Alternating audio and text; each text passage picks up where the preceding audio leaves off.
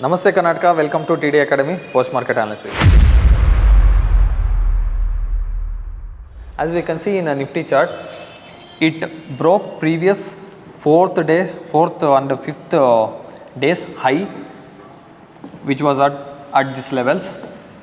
So today it completely broke those levels and it made a very good sideways to uptrend. So this uptrend became because of Reliance stock. So today Reliance moved around 1.86% uptrend. So because of that, because Reliance is a weighted stock in Nifty, so we can expect like the up move in Nifty also. So for tomorrow, if it breaks today's high, which is around 19,500, we can expect further up move in Nifty, or else if it opens flat and breaks this sideways range, we can expect downside until this one complete support level, which is at 19,400. This sideways range, which is around 19,430 level.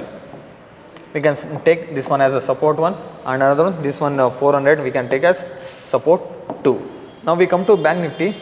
Bank Nifty made a complete sideways in the morning. After that, it made a breakout at this level, which is at 45,050 level. It made a breakout. After that, complete, we can see it made a retest to this higher sideways zone. After that, made a bullish movement.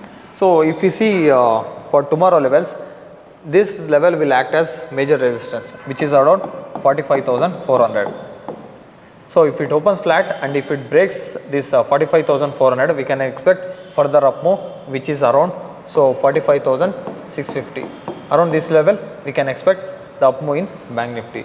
Or else if it opens flat and if it breaks this low, which is around 45,200, this will act as support one. If it breaks, we can expect further downside in Bank Nifty again, which is around at level 45,050 level. This will act as support 2, as which is in completely one sideways zone. We can expect further either up move in or downside move in Bank Nifty. Now we come to Fin Nifty. So as Fin Nifty, today it opened at gap down. After that, it completed the gap which was of today. After that,